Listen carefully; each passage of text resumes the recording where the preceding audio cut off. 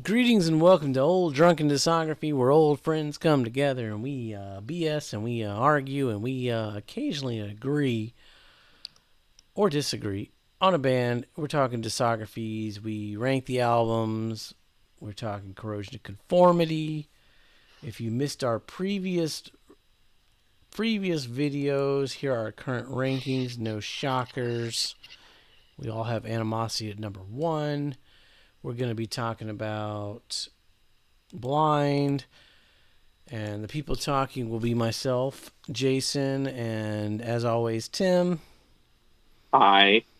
And our newest member to the ODD crew who lived up to his name tonight. Go check out that video, Bill. Oh, I'm painted with a smiling face tonight. And so, yeah, Corrosion of Conformity, Blind. We're going to let Tim at least give us a little background on this because this was a Yeah, this is fucking my pick. left turn off Beacon Street here. Yeah. So as I mentioned in the last video, they did break up. They got tired of it. They hit those early 20s and went, "Oh my God, I got to get my life in order." And eventually, Reed and Woody kind of decided that no, they'd like to bring it back. So there's not a whole lot of information when it comes to Corrosion of Conformity in the 80s as far as a timeline or like when band members come and go. It's hard to tell. But Mike Dean leaves the band.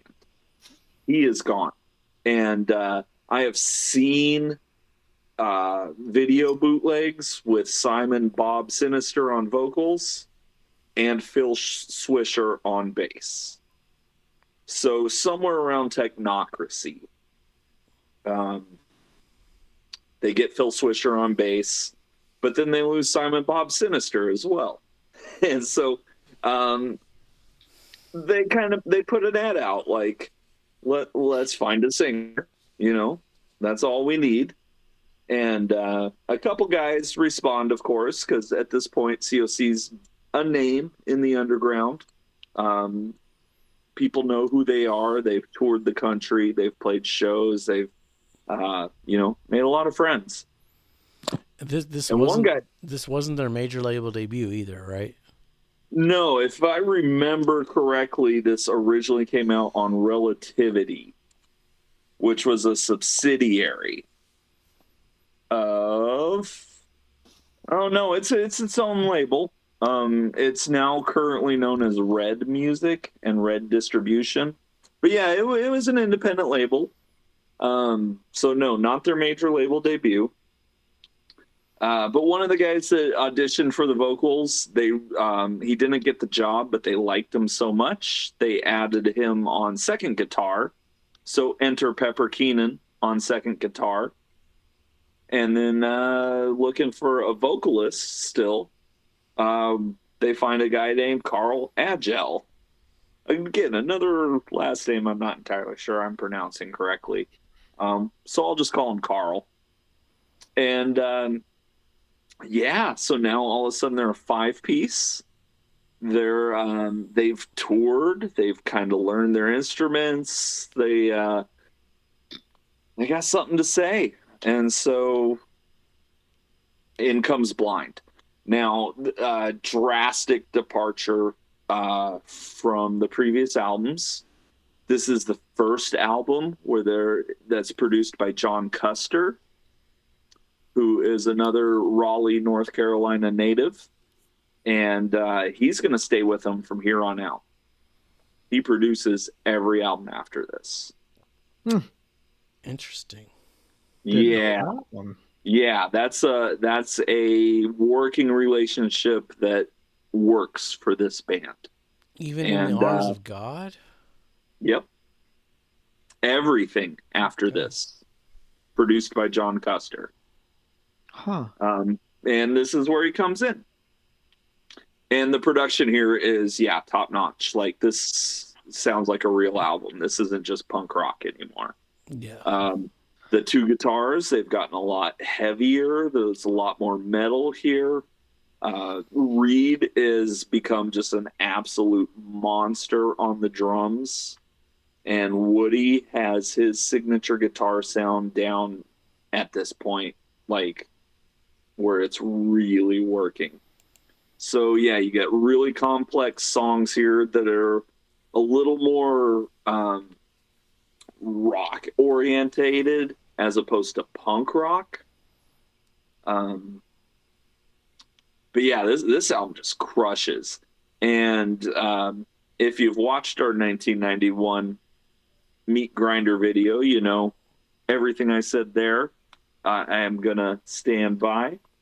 This is one of those albums. I think this is I could see where the genre of math metal would look to this as like a founding block. A lot of weird time signatures here. Re-listening to it, I actually heard a lot of jazz and prog influences. This is when you start talking about drone metal and shit, right? Well, yeah, I So, think that comes in a little bit more even on the next album. so what is math metal for those of us that are uncultured as you were? Sure. You So, uncultured I mean, you know what swine. metal is. Yeah, absolutely. And so 99.7% of the songs you hear just in your daily life are all in a 4/4 time signature. Yep. Where Right. math You got metal, four syncopaths. Yeah. yeah, exactly. Boom, clap, you know? That's all you need, Four right? times You got a repeat. song. Yep. Yep. Well, math metal is taking metal, but really like just randomly inserting odd time signatures. Like a 6/8 time and for like the Yeah, we're chorus gonna or throw in a such. 6/8 time, then we're gonna go to 4/4, then we're gonna go to 3/4 for the bridge. Then Okay. maybe we repeat it. Maybe we come up with a whole bunch of other technical stuff. So so Tool actually borrows a lot with that mentality. Yeah, so Tool so is very math metal. so I was gonna ask like a follow up, like what would, and you kind of somewhat answered with tool, like what are some prime examples that would be in this, Yeah, I think the I'll two say biggest 90s would math be metal. like Tool, 46 the and 2. Dillinger Escape Plan. You got bands like Periphery, um, who are also, I think they're considered gent, but they're very math metal inspired. Um, Dream Theater is considered more prog just because of the classic sound of Okay, the yeah. songs. It's not as extreme. But yeah, it's somewhere between prog and noisecore. Where like Metallica's very formulaic in But their it's a song Metallica. structure. It's hey, they start in 3/4. They're gonna end in 3/4. They start in 4/4. They're gonna end Yeah. in 4/4. I Well, get yeah, that. and Absolutely. Metallica played with different time signatures, but it all pretty much stayed under the umbrella Well, of thrash. well, and the thing is, and when they play with different time signatures, they kept the 3/4 or the 6/8 throughout the whole song. It's not like they're Right. doing Where this math dynamic metal is switch. you're getting multiple time signatures within one song. Yeah. Okay, I can get that. Yeah. Yeah. Um so Bill, why don't you cover Blind first before I go Sure, next? absolutely. Um, so my overarching notes. I felt like the song length on this album hurt them slightly, and I'm just gonna say that from the standpoint. The prior two albums, the first album I said was a shitty Descendants album, which go back watch that potentially deleted video if it doesn't see the light of day. Last album it was Let's see what that 26 day. minutes, 10 songs if I 10 remember right. songs. Yeah. Yep. So pretty short, but all these songs, if I remember right, probably average song length was almost 4 minutes on this album, right? Like, Yeah. I mean, it's um, definitely a longer album. The songs are less punk rock, you know? One of the absolutely, tenets of punk rock was just get it over with. exactly, and that's Yeah. one of my other overarching points was how many song credits does Ozzy Osbourne have on this album? Because if he doesn't, he should have a couple. And that's going to persist for a couple of these albums coming up here as well. Well, and Like, I'll point out for the naysayers, the Sabbath worship has been there since Eye for an Eye. and I believe it. Like, I mean, here's the thing, it was there, but like, this album, it was glaring me in the face. I'm like, oh shit, is this, Blizzard of Oz coming at me right now? Like, or is this No More Tears? Like, what album's coming at me right now for not just this one, but the next couple that persist? Like, it's like some of my notes is like, hey, is this when 90s metal started? Is this like a good album to bridge between the Ozzy and, as you mentioned before, Metallica? Is this like a good bridge band to think about? If you listen to one, then the other. Because it felt like a lot of these things, I would argue, combine concepts of both bands, which you could say that, okay, right, you have Ozzy, obviously persisted before this, with Black Sabbath and everything else. Sure, sure. Then you Yep, have Corrosion. It's yep. like, okay, if you wanted to, then And well, then Metallica pops out. and then Metallica craps out as the, all right. So you had Ozzy, they had the illegitimate, Corrosion child, and then you Mm-hmm. had the grandchild that was the favorite of Ozzy, Metallica, that came out Mm-hmm. then in through the early, mid, and especially later '90s. Really, when you think about everything that Metallica came out with, And like we'll get there when we get to those albums for sure. Yeah, no, I see where you're going here. um, so I guess some of my more specific notes. This album started what I would call the holy shit, what the fuck are all these instrumentals trend? Like, you started These Shrouded Temples. Fucking instrumental? Are you shitting me? And I'm just saying that because hear me out. Your first song on an album should be something that grabs the listener's attention. I'm not Well, saying it, that is the streaming mentality. and In 1991, albums were still a thing. If you notice, these Shrouded Temples connect directly to Remain. I could see that, This but is this is a frame. my comments on Remain are it's a fucking pointless ass goddamn instrumental at the end of this whole fucking album. But that's the point. It's a frame. But I like a frame, but like I don't know if starting and ending with these instrumentals. I get what you're saying, Tim, where it's a streaming mentality. 100% understand, and I get like my mentality and how I I had approach that music. conversation at band practice just last night. But like starting with an instrumental, it's bold, and you have to have a good enough quality instrumental to start to have it sustain through the entirety of the album is what I would argue. Right? Like if you have a weak instrumental to start, it's not going to help out the album. So you're saying that that's happening here? That is something I would say. Like my Okay. comment, it's interesting to start with the album with the instrumental. It's an okay instrumental. Here's the thing, it's not a, like for me, last discography did. Absolutely, I put that instrumental for Descendants on there because I felt that was an exceptionally strong instrumental. I wouldn't Sure. put these Shrouded Temples as a top song contender though for Corrosion of Conformity.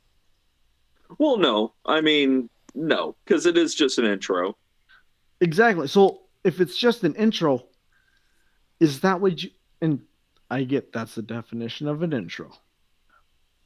But is that what you want starting off the album and then bookending with another instrumental at the end of the album. And Jim Beam and Kunas, that's a whole nother debate And entirely. that's a bonus track. So yeah. Yep. That's a whole different debate. No, I see what you're saying, and I agree with what you're saying, I mean, but like I think that I understand the flip side as well. Like I do. Like it yeah, and I think that flip side is what matters here because it doesn't like that question's already been answered. It is what they did. I I agree with both your points, but I'm leaning more towards Bill's. I'm not a streaming. I had cassettes, Sure, and I could understand if you had this cassette in 1991, you wouldn't skip these Shrouded Temples. because But you can't skip a cassette. right, but if I would have had this CD in like '95 or whatever, I'd be hard pressed not to hit the skip button on that first track because Okay, I'm not a fan of long instrumentals as opening tracks like that. okay, Especially, I'm trying to think off the top of my head who else did it. I mean, I know the Pumpkins did it with Melancholy, but they were also following up Siamese Dream, which was a pretty big album at the time. sure. Whereas these guys are coming off of two albums that most people probably hadn't heard of, mm-hmm. and to open with that, I'm not. It's not that it's a bad track. It's just as someone who came into the discography not as a fan, but as a listening objectively, Sure. having an opening track as an instrumental, especially one that doesn't really do much to set the tone. It's I'm just not a See, fan and of I long guess that's where instrumentals. I might be disagreeing with you guys on your point, because I feel it does set the tone. Like right off the bat, the first two notes are just heavy as shit. So they're like announcing right off the bat, like, no, this isn't just punk rock. That's And then true. Yeah, it does. It does slap you in the I, face. say I get that as well. Absolutely. It's just no, and I hear what you guys are trying to say. I don't know if I necessarily agree with it, and I don't necessarily know if it matters because the album is what it is, Yeah. and so it kind of just comes down to personal taste at that point. I mean, the album's a discount illegitimate Ozzy Osbourne child, right? Like, Well, you got to think. Remember, you go back to 1991. Our you had Ozzy Osbourne's "No More Tears." yep, Tim had "Corrosion of Conformity" at the same time. I mean, these albums came out in the same They came year. out at the same time. This is what's exactly the going on same in time metal. for Yeah, yep. yeah. What was And Ozzy that doing being before said, that? I don't know. But Damned for All Time is a top song contender. Dance of Well, the Dead is a top song contender. Break Blizzard the of Oz came out Circle is a before top this, song right? Like, contender. Painted Smiling Face is a top song contender. Mine Are the Eyes of God is a top song contender. Vote with a Bullet is one of their hits and is the debut of Pepper Keenan singing lead vocals. That'll come into play, of course. yeah, Um, I mean, before this, you had Blizzard of Oz that came out in 1980. Then you had right, Bark at the Moon and Patient and Tribute coming out, and still in the 80s. Bark at sure, the Moon. sure. Like both of those. I mean, that established, in my opinion, at least, like the Ozzy Osbourne sound and style But that this I isn't feel like Ozzy. is Like it this is a though? different band. Is it not? Are you sure? Like, I mean, there's last a I checked, like yeah. like just the sound of it, especially not just in this album, but the next couple albums, it's like, oh, am I listening to Blizzard or am I listening to this COC album? Well, I'm gonna counter that with if you can't tell the difference, that makes this a pretty damn good album because I've heard Blizzard of Oz, and that's a classic. It's Blizzard is a fantastic album, but hence I called this the Ozzy Osbourne illegitimate children. These next couple albums in my notes. Well, there's going to be a lot of bands that fit under that category. So, Absolutely. And I yeah. will not disagree with that at all. Um, One other thing I wanted to say about like an individual track is "Echoes in the Well," the final song before the instrumental that is pointless. Um, I know I'm jumping ahead a little bit here. This is 91. Down doesn't come out until 95, but Pepper Keenan is involved in Down and Echoes in the Well. If Phil Anselmo was singing that, would be a classic Down song. Well, let's say actually, I my notes for Echoes in the Well is I dig it. Like, Yeah, yeah, no, that's yeah. a My notes for great Echoes song. is it's good. It's fine. yeah, that's my notes for that song. Absolutely. Like, I mean, I want to hear Phil sing it, is all I'm saying. My notes say the Shadow Temples. Not a fan of long instrumentals, and I mean that might just be a personal thing. I don't. Sure. I But stick in yeah, an not album. a I fan. want like a cup of 2 day old coffee. I'm feeling like myself again, like ready to go. Holy damned, holy crap! What a jump from the last album. They got some melodic things going on now. The vocals are much better. The outro was cool. It's almost 6 minutes long. Dance of the Dead was fine. Sounded like 90s Metallica. But again, Well, this is the yeah, but we same. haven't gotten there yet either. Yeah, this is, we're still. It's interesting that it came out the same year as the Black Album. Yeah. Buried, the drums kept it interesting. It was kind of long and slow though. The drums were definitely the best part of that song. Break the Circle kind of felt the same. I wasn't vibing with it until the guitars cut out and the Terminal Criminal Sedition Oh yeah, of yeah. Man on the Earth section. That part was pretty cool. Paint of Smiling Faces. I like the guitars and the solos were cool as shit.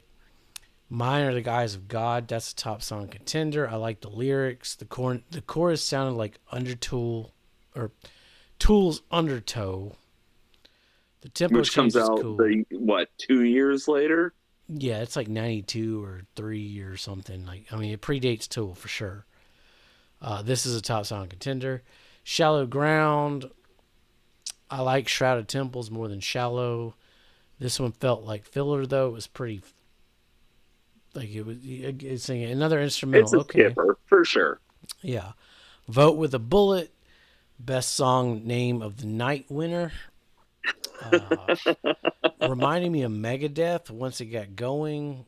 Had a very headbangy feel to it. I really like the lyrics, the lines. Forgive and forget. Fuck no, I'm talking about a revolution. Kind of stood out. Great purification. It was sludgy, but it was decent. White Noise was a fucking top song contender. I love the energy and the riffs. Singer sounded a lot like Hetfield. Song got better and better the more it went on. Was this the 8 minute song? No, there's no 8 minute songs on here. Okay, that must be a later album. White Noise was a longer song from what I remember. Okay, Four that one just minutes, like 19 seconds. the longer the more it went on, I was Uh, like, man, this shit is fucking good. Echoes in the Well was fine. Remain, my notes just say kind of pointless, which is just there was 3 instrumentals on it, which okay. Remember, I went from the first album to Animosity to this, sure. so it was Big like jump. Big jump. Yeah. besides the production obviously getting better, the drums really stood out on this record. A lot of cool riffs as well. This is the hardest one to rank. I really liked Mike's vocals and the punk speed of Animosity. But this album has better production and is more interesting from like a technical perspective. Because there's a lot of interesting things going on with the music. I could see going back to both of these records for very different reasons. And the rest is spoilers, so I'm not gonna say where I rank it. But I mean, it was interesting. Like it was okay. Now the band is the band that we're going to get. Mm-hmm. This is after their punk phase. Yep. Right. So, and it's like, 'cause actually, I'll say this, Jason, when just listing off when you're going song by song, almost half your notes overlapped exactly what I wrote for a lot of these songs. I didn't listen to any of the extra stuff because I have a shitty week. And I didn't have time. I mean, I'm already behind on. Yeah. So I listened to the extra songs. Y'all got me peaked on Jim Beam and the Coon Ass. I mean, that's a good song title. That might be the So best so song title of the night. so I'll say this about Jim Beam and the Coon Ass. My exact note for that verbatim is no one asked for this. And we really didn't want it. We didn't. I'm gonna disagree with Fuck. that. Now, But that's okay. now I want to listen to it. I don't think. Well, so before we get to Jim Beam and the Coon Ass, I will mention Future Now as an MC5 cover. So if you know the MC5 song, you know this song. Jim Beam and the Coon Ass, also another Pepper lead vocal. So the band is based out of Raleigh, North Carolina. Pepper Keenan, though, is of course from New Orleans. So it's a little different flavor in the soup here. And this is very much, you can tell, like Reed is credited with playing the saxophone case on this song. They're clearly just having fun singing a dumb song. Like, I mean, and the song itself, I think, is actually pretty good. It reminds me a lot of New Orleans, and it also reminds me a lot of like an old like Bob Wills type feel, like just old like bluegrassy. I mean, it just shows them having fun, but also being. I know a couple of coon asses from Louisiana. I mean, it is, but do we ask of that of COC? Well, that's an interesting question, and I would say if you look at the name, know that whatever you ask from them, you're not going to get. You learn that very quickly in this discography. Yeah, they're doing what they want to give you. But and that explains my notes on like the next 6 albums, but okay, yeah. I mean, you don't know. And like Jason said, this is the band we're gonna get. Almost. But like, you know what I'm saying though, when like we didn't ask for it, but it's what we got. Right, and it's also a bonus track. It is. It was reissued by Columbia after the next album came out and became a hit. And obviously, bonus tracks are bonus tracks for a reason, right? Like exactly. This was just them having. If it's positive, it helps the album. If it's negative, we figure it's a wash at the end of the day, right? Like, but I don't know. It has made my playlist. I can listen to it all day long. Here's like, I'd rather just listen to some fucking country rather than that. Well, we'll get to that. Just give me some Johnny Cash, give me some fucking Waylon, Chris, and Willie, and I'll. But you don't think this would fit in great in that playlist? No, it won't. It won't. Okay, interesting. Y'all got me fucking hyped. I gotta. Before we speaking as the country guy, it would not fit in my playlist. Okay, well, it would fit in my country playlist. Well, your country playlist is gonna be significantly different from mine. Sure. Fucking hell, we gotta get into some country at some point.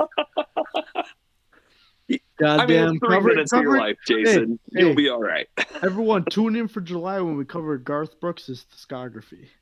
Fuck off with that shit. You already got too much Garth Brooks in the albums in the meat grinder already. Oh, you're damn right I got Garth Brooks in that meat grinder. Well, let me ask you, have you ever heard Wesley Willis? Damn right I have. Okay. Good. Then you already know what wins. Yep, you already know what wins the album of the year. Toby Keith, but anyways. Oh my god. That's Shania Twain. Oh, Lord of mercy. Toby Keith. Toby was in the 90s. Don't get ahead of yourself there, bud. Did I mention yet in this episode that I actually own 2 copies of this on vinyl? You did not. The 91. I know episode. I did 91, but I should do it here too. This is one of the few. I think this might even be the only album I have 2 copies of on vinyl. No, Master of Puppets as well. I have 2 copies of that. That's a good one to have 2 copies of. All right. I guess it's my turn to rank.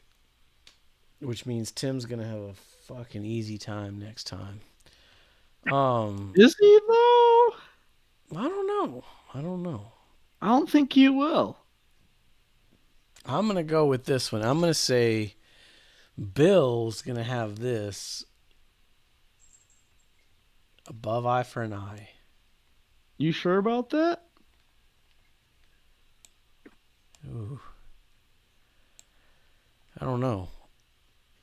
You know, the Come back. beauty of this discography, I've met a number of fans over the years, and every single one of these albums, I've heard an argument for it being the best album, and every one of these albums, I've heard the argument for it being the worst album. Jason, I come back to me, trust me. Okay, we'll come back to Bill. We'll just park this motherfucker back over here. All right, I think Tim's gonna have it above eye for an eye, Yes. but not above animosity. You know, I would think that too, but I gotta put it above animosity. You fucker. Just to mess with you. I mean, do I love them both? Yes. So does it come down to like nitpicking and production? Yes. Oh, you're putting production over. Okay. That's a first. Is it? It's not a first for Tim. Is it not? No. Well, if it is, Well, then either yeah, way. fuck yeah. As much as I love animosity, I like this direction. I'm going to put it behind animosity. Okay. Animosity was a fucking fast, furious, in your face, that sounded good album. There is something for blind, and the color code will tell all. Sure. Yes, it will. Allegedly. All right, Bill. Surely you got it. Above eye for an eye. Do I? I don't fucking know. You tell me. That's Yes, my he guess. does. Tell him yes. It's the number 3 spot right now. Holy fuck me. Are Shitty you Descendants is better than Shitty Ozzy. Okay. Okay. This is gonna be an interesting fucking set of videos here. I had this written down more than a week ago where I was ranking these two albums relative to each other. Do you literally have Shitty Descendants is better than Shitty Ozzy written down? Yeah. Take a picture of that. I'm gonna flash it on the fucking screen. Right there.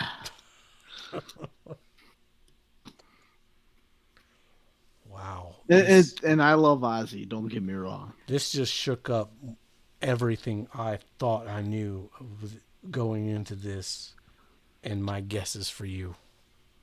You're welcome. Don't worry. I'm throwing another curveball next album, so it'll be great. What's next? Deliverance? Deliverance. Okay, I'm glad I guessed this one, I guess. I guessed every single fucking one of them wrong, but whatever.